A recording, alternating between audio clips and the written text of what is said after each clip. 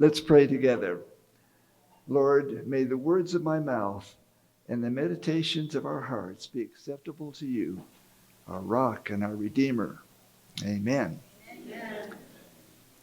The meaning of head in 1 Corinthians 11:3 has crucial implications for male-female relationships and for Trinitarian theology. This workshop will demonstrate that church fathers overwhelmingly explain that head in 1 Corinthians 11:3 means source.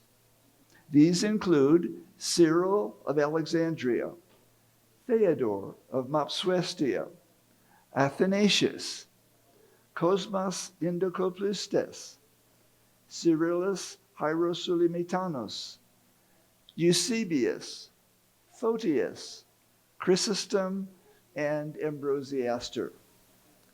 I will then show how head meaning source makes sense of this entire passage, but head meaning authority does not. I will then explain the 6 reasons most often given to refute that head means source. Church fathers overwhelmingly explain that all 3 instances of kephalē, the Greek word for head, in 1 Corinthians 11:3 means source, not authority, even though they teach elsewhere that women are inferior to men and subordinate to men. They interpret kephalē either actively as the ultimate source, first cause, creator, or simply a person from whom something comes. Cyril of Alexandria writes, "The source, archē, of man is the creator God.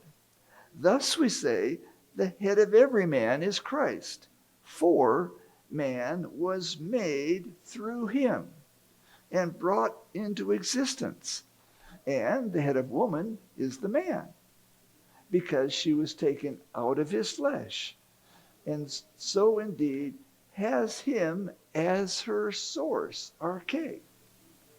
Similarly, the head of Christ is God because he is from him, according to nature, for the Word was begotten out of God the Father." Cyril's apposition, the archē of man, the creator God, requires that archē means source, and that God as creator is the source of man. The immediately following, "Thus we say that the kephalē of every man is Christ, for man was made through him and brought into existence," also makes it unmistakable that kephalē means source. Similarly, Cyril specifies that both kephalē and archē mean source and the kephalē of the woman is the man because she was taken out of his flesh, and so indeed has him as her archē, source. Cyril clarifies that kephalē also means source in the 3rd pair by immediately following, "Similarly, the kephalē of Christ is God because he is from him, according to nature, for the Word was begotten out of God the Father." Cyril of Alexandria, in another work, repeatedly identifies head with archē and explains that both mean source. "Of our race he became the first head, which is source, archē. Christ has been anointed head, which is source, archē, of those who through him are being formed anew. He himself, our source, archē, which is head, For the Word by nature was begotten from him, because the head means the source, arche. The man is said to be the head of woman, for she was taken out of him. Theodore of Mopsuestia writes, we regard Adam, head, from whom we have received existence. We regard Christ as head, from whom we have existence free from suffering. He speaks similarly of the woman from the man, since she received existence from him. Theodore's three repetitions of the phrase, from whom and received existence, explain each instance of head, kephalē, to mean the source of existence. Athanasius quotes an Arian document, for the head which is the source, arche, of all things is the Son, and the head which is the source, arche, of Christ is God. For thus we reverently lift up all things to the one without beginning, the source, arche, of everything that exists through the Son. Athanasius quotes an Arian confession declaring the Son to have been generated before ages, and in no wise to be ingenerate himself like the Father, but to have the Father who generated him as his source, arche. The head of Christ is God. Cosmas Indicopleustes writes similarly, for just as Adam is head of all people in this world, because he is their cause and father, in this way also is the Lord Christ, according to the flesh, head of the church and father of the age to come. Cosmas Indicopleustes' explanation that Adam is the head of all people in this world because he is their cause makes it clear that he intended head to mean the source of existence. In this way also clarifies that similarly Christ is head, namely the source of the church. This isn't just my interpretation. The patristic Greek lexicon confirms that the meaning of kephalē in 5 of the passages I just cited is the equivalent of arche. It lists arche in the first Athanasius passage I cited under first cause, creator, a subheading under beginning, source, principle. This subheading also quotes both Cyrillus Hierosolymitanus, neither is the source two, but the Father is head of the Son. The source, arche, is one. It also here cites Eusebius. Eusebius explains that Christ is the originator and head of the church, and the Father of him. Eusebius confirms that he's using kephalē to mean creative source in several ways. He calls the Son the originator and head of the church. He draws the clear parallel between the Son being the originator and head of the church and the Father of the Son. He explains this since there is one source, arche, and head. He states that the Father is the cause of Christ. Eusebius continued this focus on creative source by affirming who through him, the Son, caused all things to exist. Photius sums up explanations by earlier Greek fathers that head in 1 Corinthians 11:3 means source. For Christ is the head of us who believe, being made by him. But the head of Christ is the Father, as begetter and originator and of like substance with him. And the head of the woman is the man, because he is her begetter and originator and of like substance with her.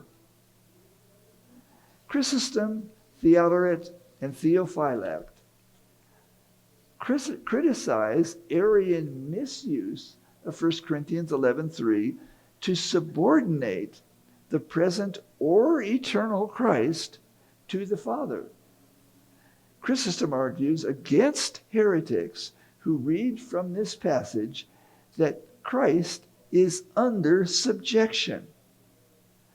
Chrysostom explains that the heretics interpret this passage as though it argues, as the man governs the wife, so also the Father Christ.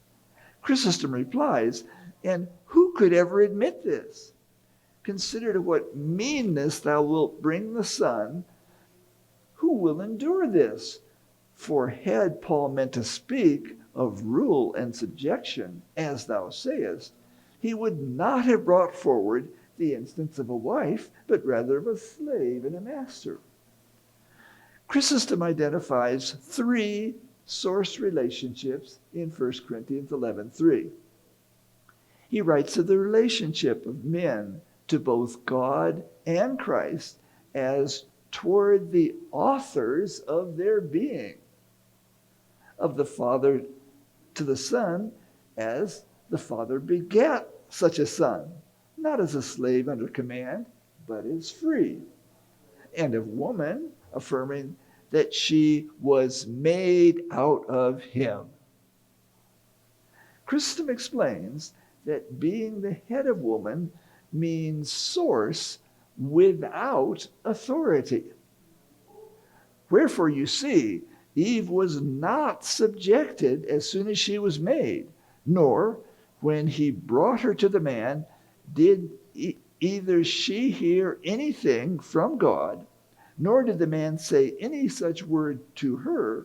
He said indeed that she was bone of my bone and flesh of my flesh.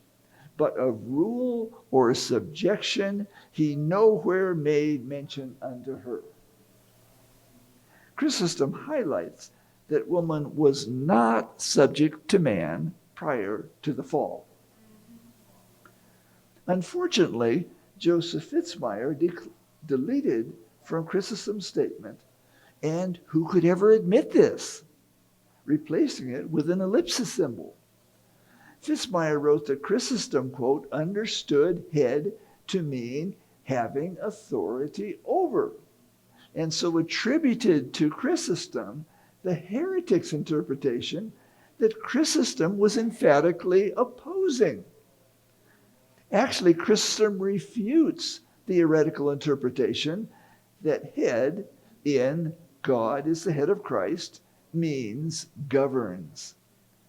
In this passage, Chrysostom explains the metaphorical reference to Christ as head of the church as their perfect oneness, and Christ being the cause and the first source, arche. The source, arche, is more honorable. In spite of the Latin word for head often meaning leader, unlike kephalē in Greek, Latin fathers like Ambrosiaster also interpreted head in 1 Corinthians 11:3 as source. God is the head of Christ because he begat him.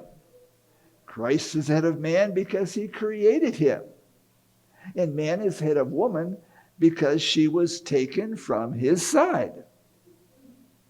All these church fathers clearly explain head in 11:3 to mean source.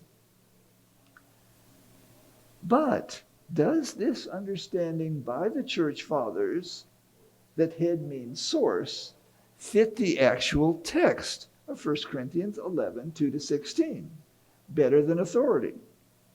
Yes, it does. This passage repeatedly asserts that woman came from man as her source. Verse 8, for man is not from woman, but woman from man. And verse 12, for just as woman came from man, so man comes through woman. But all this is from the Godhead. Furthermore, 1 Corinthians 8:6 affirms that God created all things through Christ. All things includes every man. If this passage were about man's authority, one would expect it to mention man's authority. In fact, however, the only reference to authority in this passage is to the woman's authority. Verse 10 asserts, woman ought to have authority over her own head. Furthermore, interpreting head as authority contradicts what Paul identifies in verse 11 as especially important regarding men and women leading worship in prayer and prophecy. Woman is not separate from man, nor is man separate from woman in the Lord. If, as I argue, head means source, verse 3 identifies three events in chronological order: the creation of man, the creation of woman, and the incarnation, Christ coming from the Godhead. They are not, however, listed in order either by authority or preeminence. In addition, unlike interpretations that kephalē means authority or preeminence, if kephalē means source, it does not conflict with Pauline or Orthodox Trinitarian theology. Verse 3 lays the foundation for this entire passage. Men should respect Christ as their source, their creative source. And women should respect men because woman was created from man. Consequently, men should not disrespect their head source, Christ, by wearing effeminate hairstyles that we know from contemporary literature solicited homosexual hookups. Similarly, women should not disrespect their head source, man, by letting their hair down loose while praying or prophesying, since that symbolized undisciplined sexuality and was grounds for divorce. When I was at Cambridge, I was asking the great professor of classics who was visiting from Macquarie University about what the covering refers to in 1 Corinthians 11:3. And he said, come with me to the classics library. It has the most complete collection of plaster cast busts of men and women in the world. And we went through, and Professor Edwin Judge said, look, all of the women's hair is done up. The only ones with hair let down loose are the Maenads, the wild women in the Dionysiac cult, with its center in Corinth, where women would let their hair down and prophesy exactly what Paul is addressing in this passage.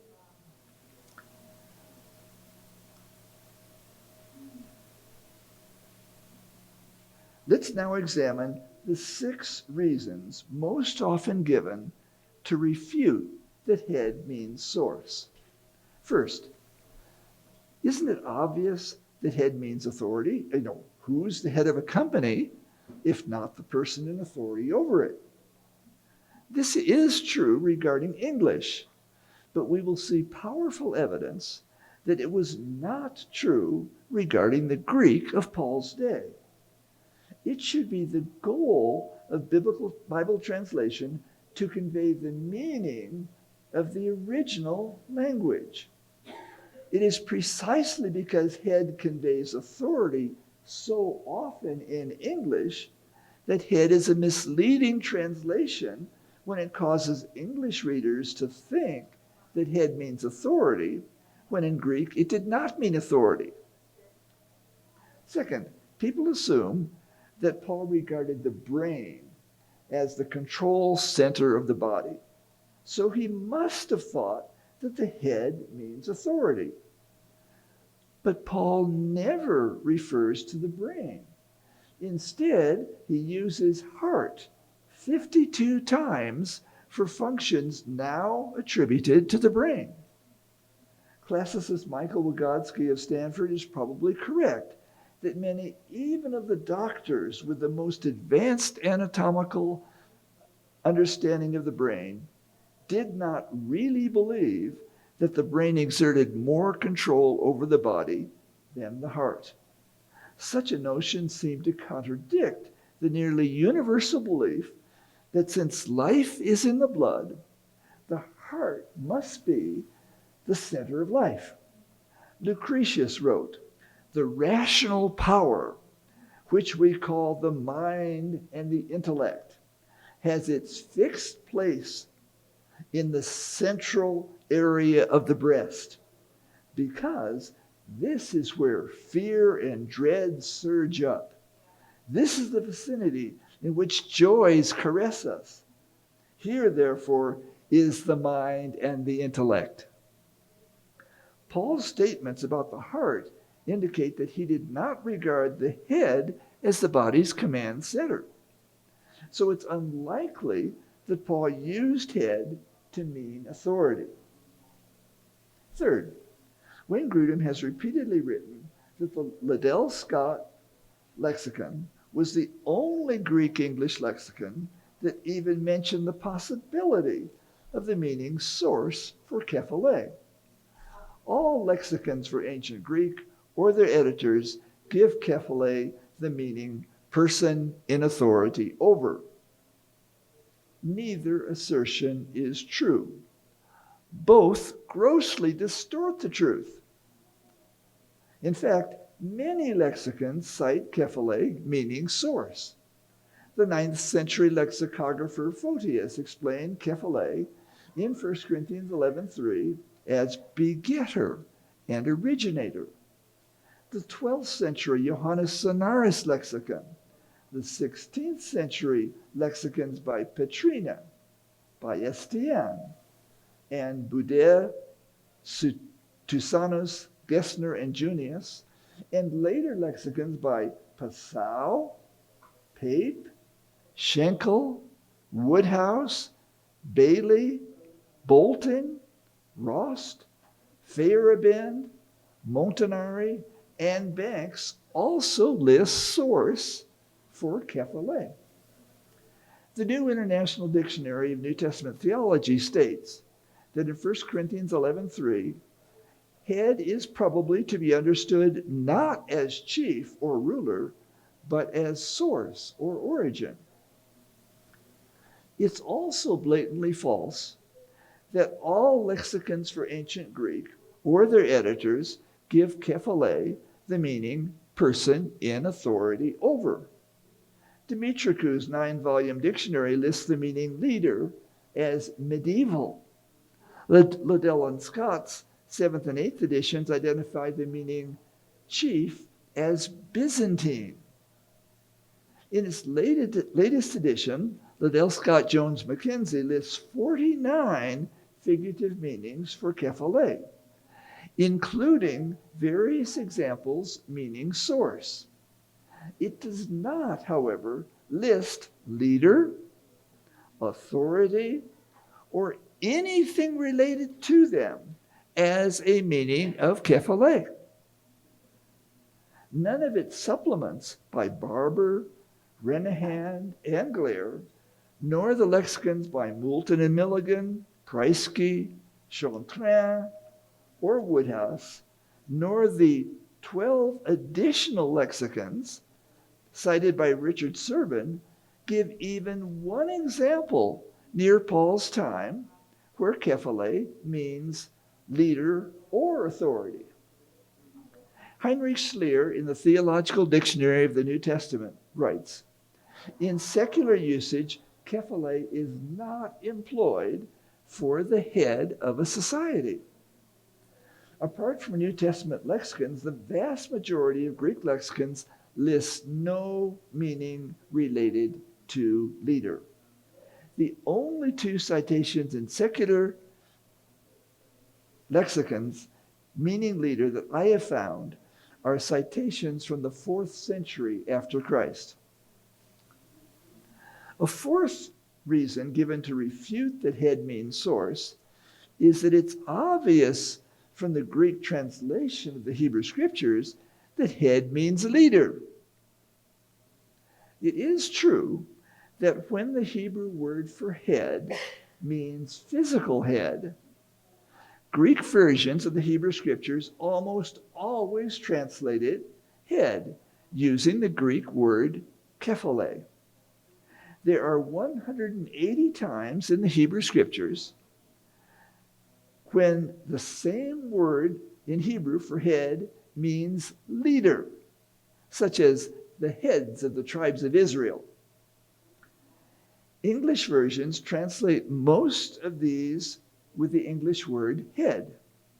For example, the New American Standard Bible does this 116 times. The American Standard Version, 115 times.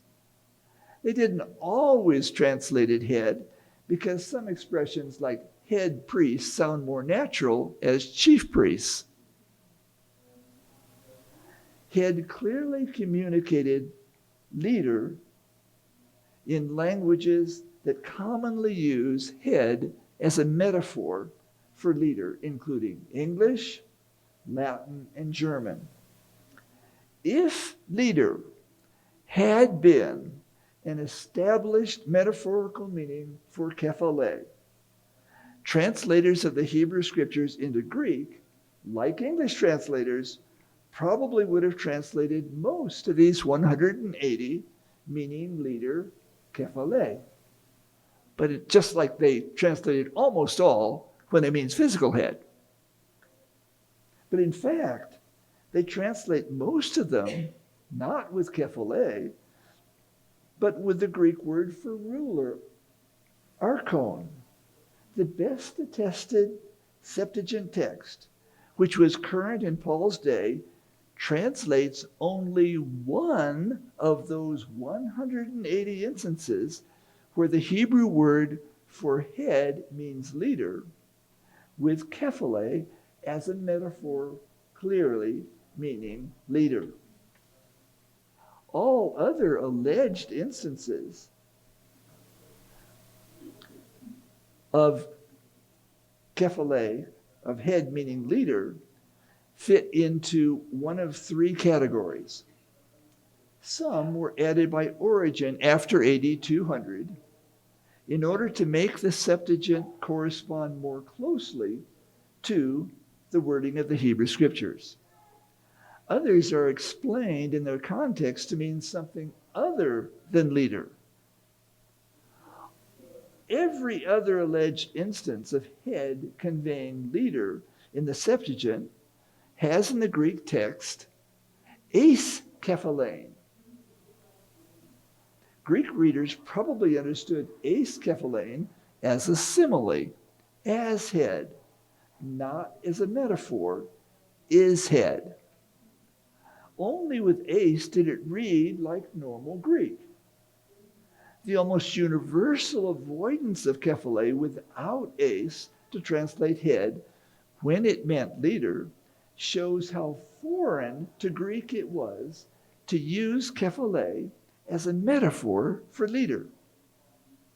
In the online version of this paper, which you can download today from pbpayne.com, along with the PowerPoint, and the talk has all the footnotes. In that paper, I address every alleged exception claiming that kephalē means leader, and shows why it doesn't. The one case where kephalē clearly is a metaphor for leader is the head of Samaria, the son of Remaliah, Isaiah 7:9.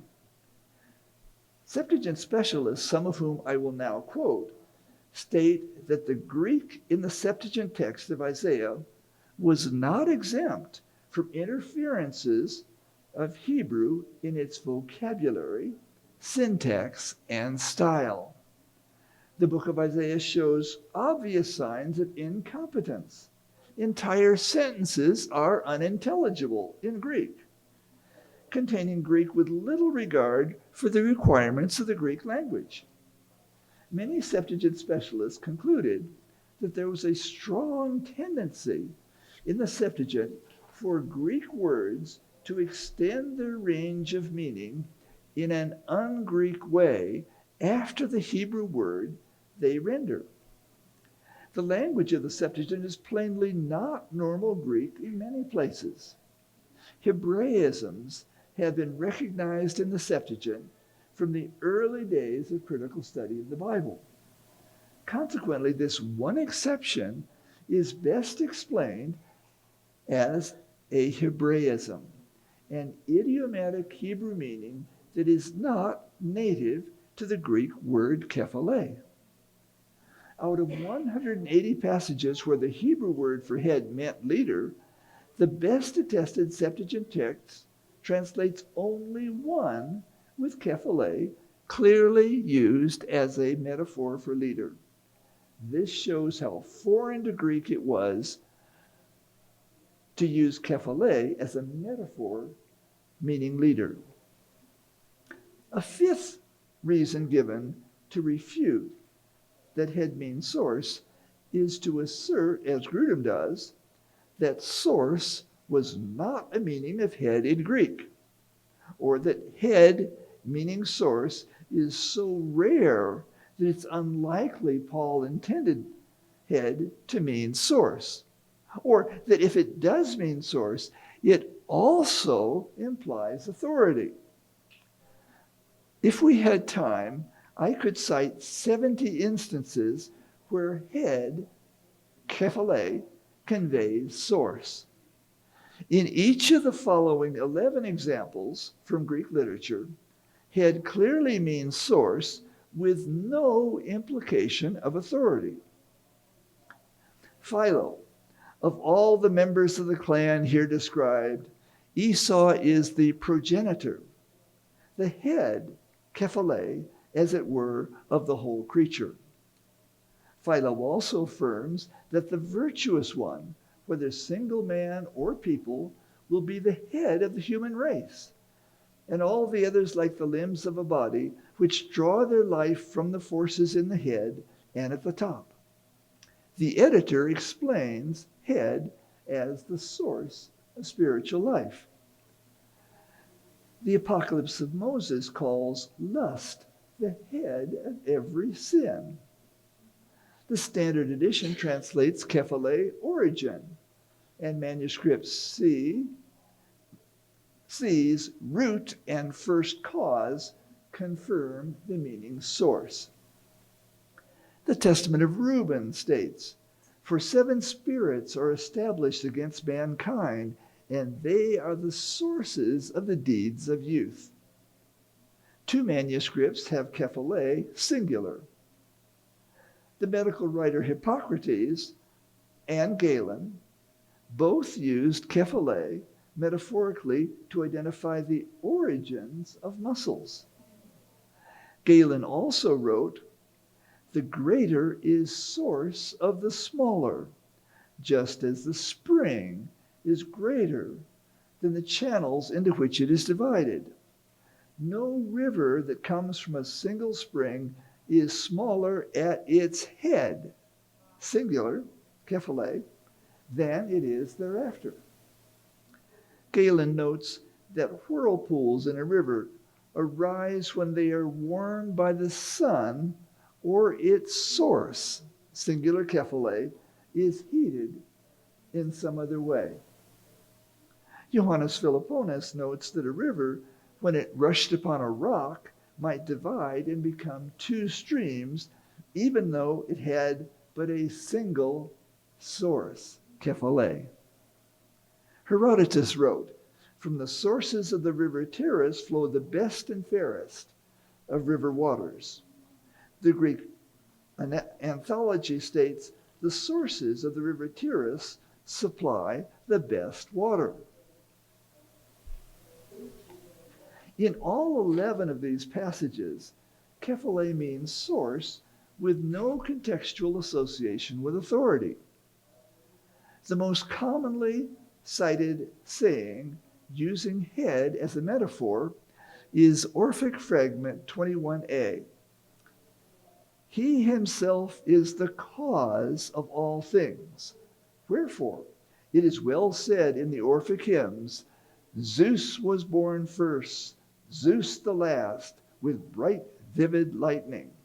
Zeus the head, kephalē, Zeus the middle, Zeus through whom all things are fulfilled. The introduction, he himself is the cause of all things, explicitly identifies Zeus as the source of all things. This makes the established meaning source the most natural meaning of kephalē in this context.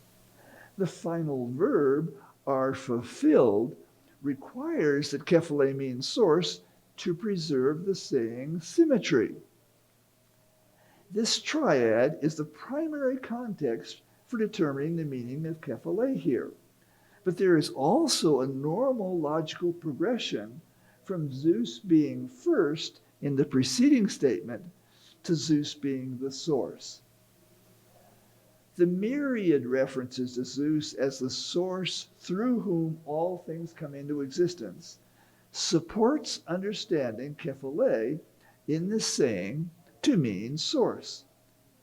These include Acts 17:28's quotation from Aratus, for we are his offspring, and Luke's introductory, as even some of your own poets have said, highlights this quotation as widely known. Orphic Fragment 168 and both the Loeb Classical Library and tome editions of Pseudo-Aristotle repeat this saying using the same words except substituting from Zeus all things exist for are fulfilled. The Standard Classical Dictionary defines the final verb, cause, bring to pass. Consequently, this substitution identifies Zeus as the maker from whom all things come into existence. With this substitution, Zeus the head, Zeus the middle, from Zeus all things exist, explicitly associates head with source. Eusebius, citing Porphyry, quotes the Orphic hymn to Zeus the head, introduced with, he created all things, and followed by Zeus alone, first cause of all, and Zeus is the mind from whom he brings forth all things, and by his thoughts creates them. Both Stobaeus and Proclus quote Zeus the head and explain, Zeus himself, first author of everything. Many citations of this well-known saying replace kephalē with archē, which in context naturally means source. These confirm that Zeus the head means Zeus the source. Removing any doubt that archē means source, Askolian explains, and he is source, archē, as the producing cause, and he is the end as the final cause. Archē, which explains kephalē, is explained itself as the producing cause. This makes it clear that archē means the active cause or source, and not merely the beginning. All of these citations demonstrate that Zeus the head is by far the most commonly cited metaphorical use of kephalē near Paul's time, and that kephalē in this saying means source. W.C. Van Uynek writes that this saying was extremely well known in late antiquity. A sixth reason given to refute that head means source is that the standard New Testament dictionary, known as BDAG, from the first letters of the names of its primary editors, Bauer-Danker-Arndt, and Gingrich, states that head is not used to mean source, but in the case of living beings, to denote superior rank. BDAG's entry deserves careful analysis because of its profound influence on New Testament translations and interpretations. Despite the paucity of references to kephalē meaning leader in the Septuagint and secular Greek lexicons, BDAG cites 3 passages in secular Greek as meaning, in the case of living beings, to denote superior rank. None of these, however, in fact, denotes superior rank. First, Artemidorus states, a man who dreamt that his father was sick and got pains in his head. You already know from the first book that the head symbolizes the father. Artemidorus does not state that the head symbolizes superior rank. Artemidorus' first book explains instead, quote, the head is the source of life and light for the body. And, quote, the head resembles the parents in that it is the cause of one's living. Second, BDAG cites Zosimus of Ascalon, hailing Demosthenes as his master. Zosimus' expression, however, means, O noble one. And Demosthenes, who lived 384 to 322 BC, could not have been Zosimus' master, since Demosthenes had died over 800 years earlier. BDAG's other reference, Pseudo-Aristotle de Mundo, does not even use the word kephalē. BDAG, under the heading, a being of high status, head, cites 3 more passages, but none clearly means a being of high status. The first is Asclepius, but like the similar wording attributed to Zosimus, means, O blessed, longed-for God, most noble. BDAG's other 2 citations for this meaning, Irenaeus and Hippolytus, almost certainly mean source. Irenaeus writes that the demiurge imagined that he created all these things of himself. His mother originated this opinion in his mind because she desired to bring him forth possessed of such a character that he should be the head and source, arche, of his own essence. Irenaeus, by apposition, explains head as source, and authority does not fit of his own essence. Hippolytus repeatedly describes the demiurge as the source of the cosmos, including the sun, who is, quote, higher in rank, according to BDAG, than the demiurge. Consequently, the demiurge, being kephalē of the cosmos, cannot mean authority. The meaning source, however, fits the context naturally. BDAG cites Stephen Bedeli, who identified kephalē meaning source and wrote that leader was not a native meaning in Greek for kephalē. Nevertheless, BDAG concludes, quote, not source, citing a work where Joseph Fitzmyer states, quote, Philo uses kephalē in the sense of source when he speaks of Esau as the head of the living body, the progenitor of all the members mentioned. For the meaning superior rank, BDAG appeals to another article by Fitzmyer, even though it cites 10 passages where kephalē means source. Fitzmyer contradicts the very thing for which BDAG cites him, that kephalē does not mean source.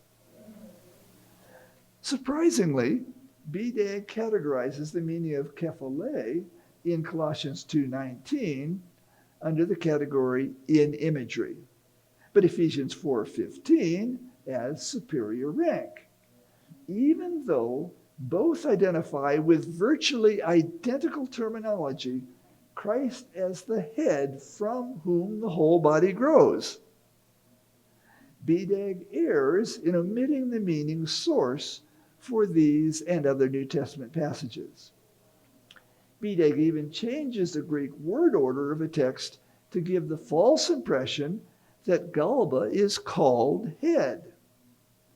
Servin notes that Plutarch is not calling Galba the head, and Glare writes that Vindex's body-head argument uses kephalē in a literal sense. So you see, none of the 6 main reasons given to reject the Church Fathers' understanding of head in 1 Corinthians 11:3 as source is valid. First, it is not the English meaning of head, but the Greek meaning evident in how Paul uses this word that determines its meaning in each context. Second, Paul, like most Greeks, wrote of the heart as the control center of the body, so we should not assume that he thought that head means authority. Third, overwhelmingly, secular Greek dictionaries support the meaning source, but not authority, up to and well beyond Paul's day. Fourth, the Septuagint translation of the Hebrew Scriptures shows that its translators almost always avoided head being translated kephalē when it meant leader. Thus, this shows that they recognized that kephalē was not an appropriate word to translate head when head in Hebrew means leader. Fifth, we've heard many examples where head means source, including the most commonly cited metaphorical use of head in Greek literature, Zeus the head meaning source. Sixth, BDAG's kephalē entry makes false claims. It fails to establish that head was used metaphorically to mean a person in rank before. It errs in denying the meaning source. In some of the passages BDAG does cite, head clearly does mean source. I conclude, therefore, that the Church Fathers overwhelmingly explain that head in 1 Corinthians 11:3 means source. Head meaning source also makes best sense of this passage. Many Church Fathers also explain that head in verse 3 to mean authority conflicts with Orthodox Trinitarian theology. None of the 6 reasons given against head meaning source is valid. They all, in fact, favor head meaning source. Here, the translation, man is the head of woman, conveys to most English readers a hierarchy of authority of man over woman that does not faithfully convey the original meaning or its understanding by Church Fathers. In fact, interpreting head as authority contradicts what Paul identifies as especially important regarding leadership and worship in verse 11. Woman is not separate from man, nor is man separate from woman in the Lord. Therefore, I recommend that each occurrence of head in 1 Corinthians 11:3 be translated source as follows. I want you to know that Christ is the source of every man, and the man, Adam, is the source of woman, and the Godhead is the source of Christ. We now have the opportunity to entertain any questions you may have.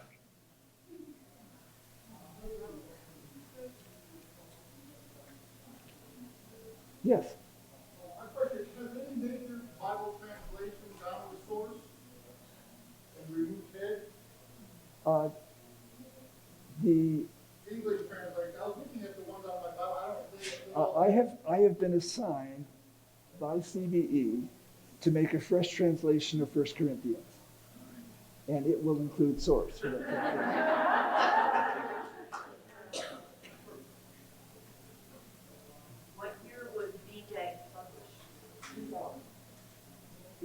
published in 2000. See, BDAG has gone through a series of different versions.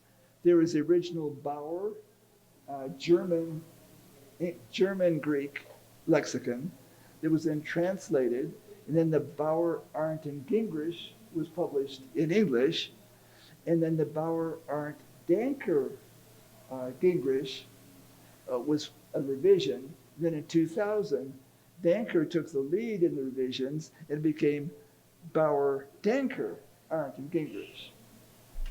I don't know for certain. Bauer's a really not, I mean, Danker's a very nice person. I've enjoyed conversations with him.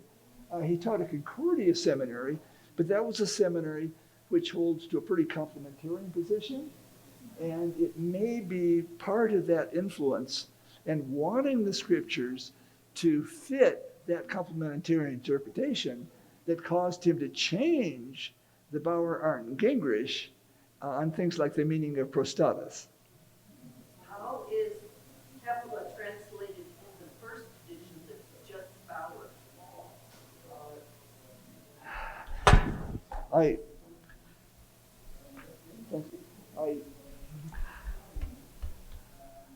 I don't have that German edition, and I'm not certain. I can say that if you look at New Testament dictionaries in general, they follow in lockstep after BDAG. So, for instance, the Louw-Nida lexicon follows for both prostatus and kephalē after BDAG. See, BDAG is regarded as the standard, and when people want to make their linchpin argument, they say, BDAG says. But in these three cases, BDAG is not reliable. Now, in many cases, BDAG is reliable. For instance, in 1 Timothy 2:12, you have the statement, I am not permitting a woman to teach, and then the conjunction oude, and then there's the verb authentane. And most translations, well, the King James said to usurp authority. But most translations today say to have authority, like the old NIV. Well, when the NIV was being revised in 2011, the chairman of the committee invited me to give comments, and I gave them a list of all the cases where authentane occurs in Greek literature. And I showed that the first instance where it's used to mean to exercise authority was circa 370 AD. And then I gave 11 instances where it means to seize authority that one does not rightfully have. Of course, that's what usurp means. And so I urged the committee to change the translation from to have authority, as being what Paul's prohibiting, to assume authority, namely authority that one does not rightfully have. And even though Doug Moo is a staunch complementarian, and the majority of the committee members are complementarians, they read the evidence and they said, we can't refute this. And Doug Moo called me and said, Phil, you'll be pleased to know that the committee has accepted your recommendation. We will change the text to assume authority. I sent the same evidence to the ESV committee chairman, and he refused to let the committee see it. So that tells you a little bit about the bias. Any other questions? Are you familiar with Dr. Eusebius' recommendation about it being cornerstone? Do you have thoughts on that? Is it being cornerstone? Yes. The word kephalē can refer to the cornerstone. The headstone is the cornerstone. But that's a specific usage, and one would have, and normally it's in terms of architecture. So you have an archway with this cornerstone, or a building with a cornerstone. Without a context that indicates that, it's not something that a typical reader would imagine. Do you think it could be used in Ephesians 5 that way? Because in earlier Ephesians, it's Christ as the cornerstone? Yeah, it's possible. The Ephesians 5 passage is absolutely fascinating. In fact, if you can move our slide up to the next slide beyond this one, I want to give you some background. In Ephesians, so the earliest manuscripts of verse 22 have no verb submit in verse 22, including Codex Vaticanus, Cyril of Alexandria, Origen, Theodore of Mopsuestia. Jerome says that no Greek manuscripts include the word submit here. So what Paul is saying is submitting one to another out of reverence for Christ, wives to your own husbands. And the reciprocal pronoun one to another requires a reciprocal two-way submission. You know from my last talk that for my father, two-way submission would have been very helpful. It's a vital principle of relationships. So let's go to the next slide. So after the verb submit first appears in any manuscript of Ephesians 5:22, circa 360 AD, in Codex Sinaiticus, no surviving manuscript ever removed it. No surviving manuscript ever preserved a text without it. In other words,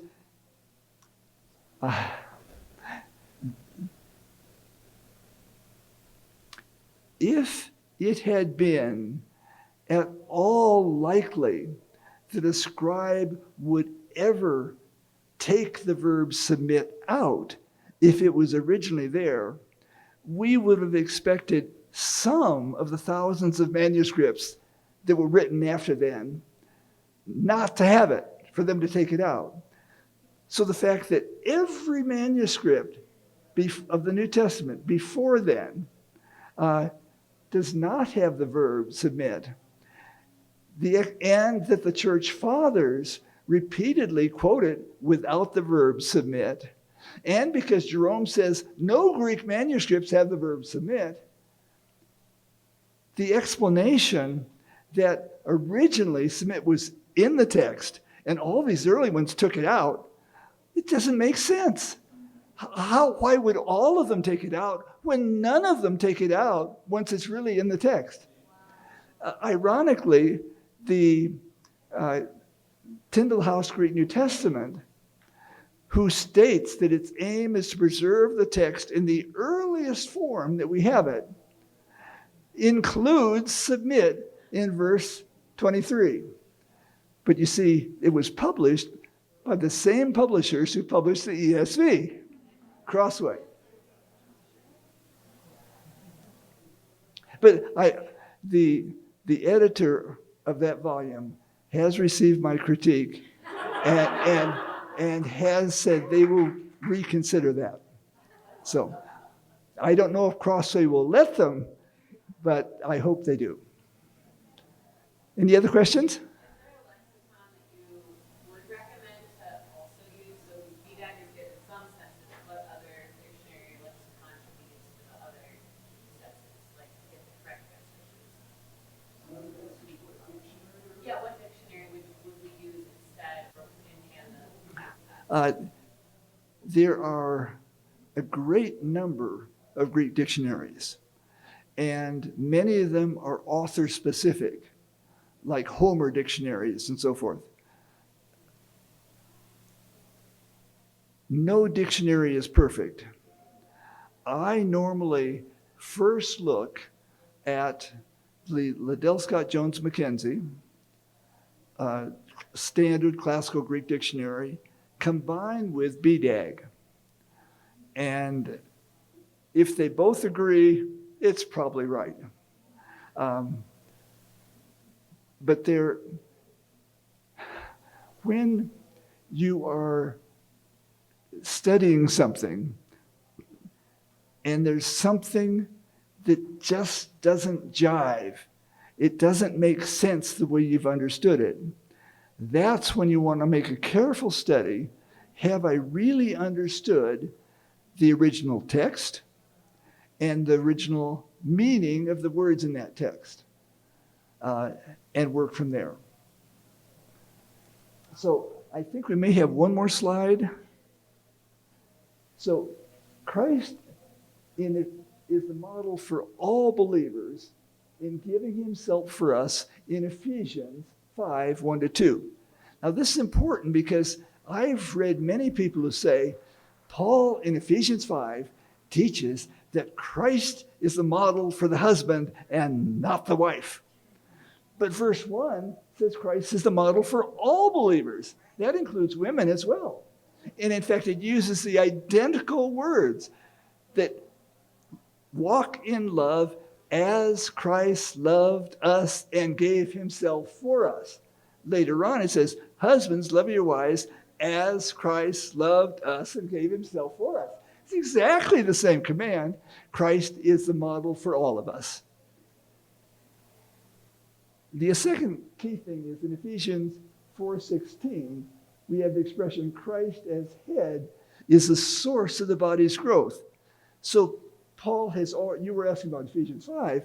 Well, someone reading Ephesians 5 has just read in the previous chapter, head meaning source.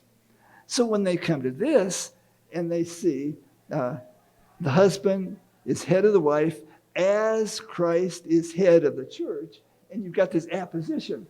Christ, head of the church, he, savior of the body. And that is emphatic apposition. You have a very clear structure where there's no question that Christ and he are the same. There's no question that the church and the body are the same. In both cases, it's the church and the body. So Paul is using apposition to explain the one word which is ambiguous. I mean, the 49 potential meanings for head in Liddell Scott Jones' research of the Greek Testament, so it makes sense. He explained it. Christ is head, he the savior of the body. Well, how is Christ the savior of the body? His next verses explain that. Christ loved the church and gave himself for it. Well, that's what brought the church into existence. Christ, through his death and resurrection, made the church a reality and made the church to be his body in the world to carry out his desires in the world. So here we have Paul explaining what he means by head. And because Paul explains it in terms of source, I think that's the most natural meaning. Also, source is such a common meaning in Greek, whereas cornerstone is uncommon, that I don't think a reader would be likely to read that. It's not as though it's a terrible idea. Christ is the cornerstone. But in this passage, when Paul says, Christ, head of the church, he's savior of the body, I think he's talking about Christ, the source of the church. Now, how much time do we have? I think we might have 2 more minutes. Are there any other questions? Well, I want to thank you very much for your attention to a lot of detail, and I hope it's helpful.